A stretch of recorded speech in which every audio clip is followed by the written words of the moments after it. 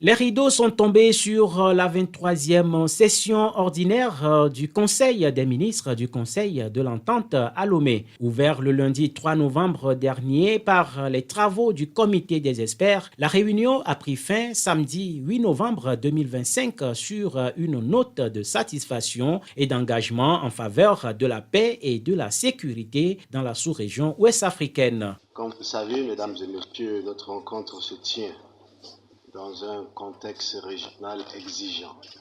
Ce contexte est marqué par des défis sécuritaires persistants pour tous nos pays, particulièrement certains de nos pays précités par le secrétaire exécutif adjoint, des mutations politiques profondes et la nécessité d'accélérer l'intégration et le développement socio-économique de nos États membres.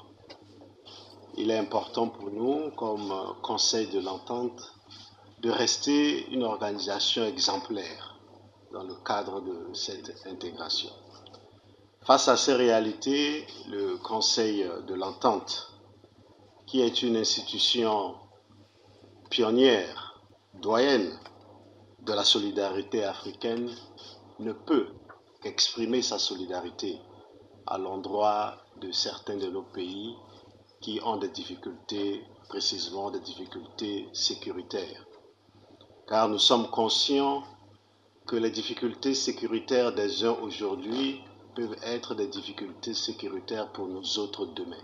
Au cours des travaux dirigés par le ministre togolais en charge des Affaires étrangères, Robert Doucet, le Conseil a approuvé les différents rapports financiers et budgets futurs. Des recommandations ont été émises à cet effet. L'occasion nous a été donnée donc de passer en revue la situation donc, de l'organisation.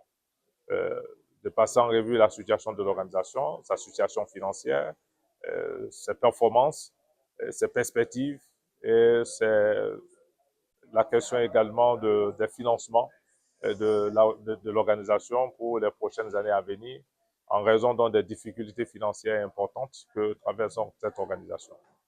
Donc, c'était l'essentiel donc de cette discussion. Et en ce qui concerne la Côte d'Ivoire, nous avons fait des propositions en termes donc de recherche et de financement innovants pour donner donc à cette organisation une certaine pérennité dans ses ressources, pour sa stabilité. Nous avons fait également des propositions quant à la question des relèvements, donc également des financements des États parties, même si cela ne paraît pas être forcément une solution pérenne. Mais également, il a été proposé au Conseil de l'Entente aussi de discuter et de certainement parvenir à l'élaboration de conventions avec les loteries nationales des différents pays membres, à l'effet donc que cela puisse constituer une nouvelle source de financement pour rendre un peu l'organisation beaucoup plus viable et beaucoup plus stable, afin qu'elle puisse répondre donc à ses objectifs et à ses besoins, et pour satisfaire donc, j'allais dire, les éléments pour lesquels elle a été mise sur pied, pour répondre aux objectifs et aux besoins de nos populations. Le ministre Robert Doucet a salué les efforts et initiatives mises en place.